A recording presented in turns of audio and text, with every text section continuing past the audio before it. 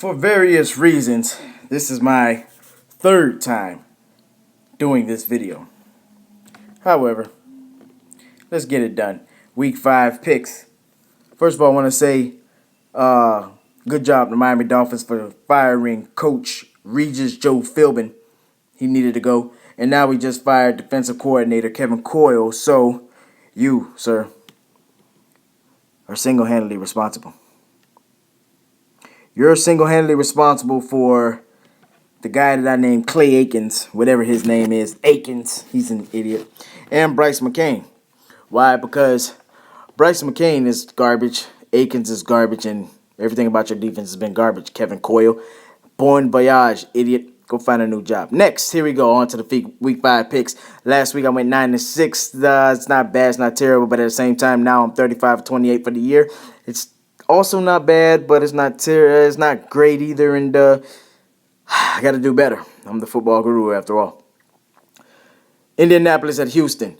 All right, here's the thing. Indianapolis, I think they're getting Andrew Luck back as an easy call. I'm going Indianapolis by 14. Chicago at Kansas City.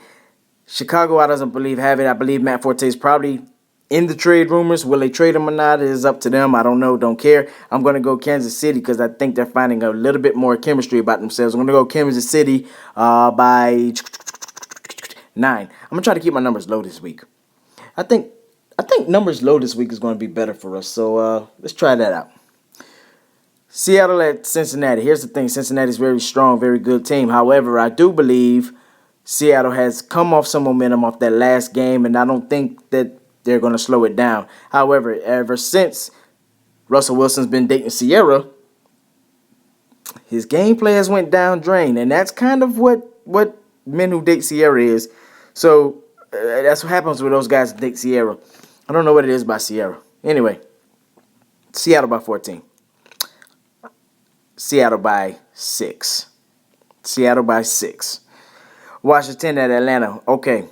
Now, Atlanta has been taken over by Julio Jones from Alabama, Leonard Hankerson from the University of Miami, and Devontae Freeman from the Florida State Seminoles.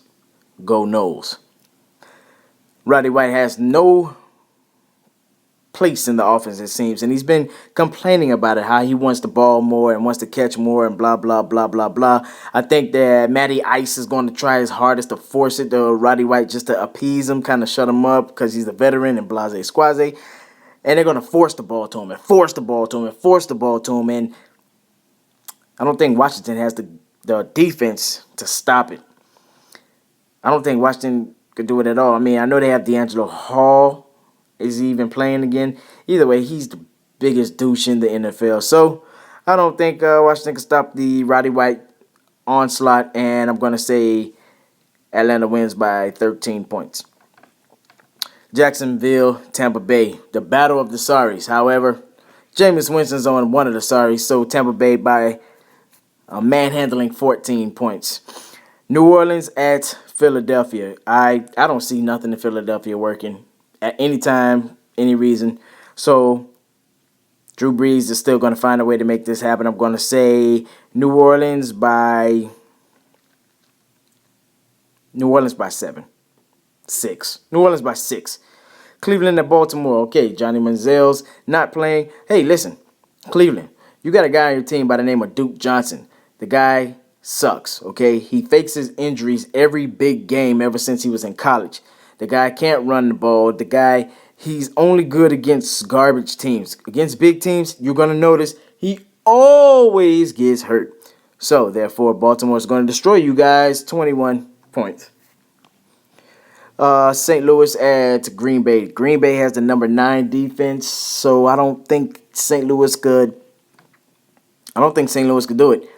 I know that defense can't stop Aaron Rodgers, and I don't think that they can stop anything that Green Bay does. So I'm going to say Green Bay is probably going to get 13 points on them.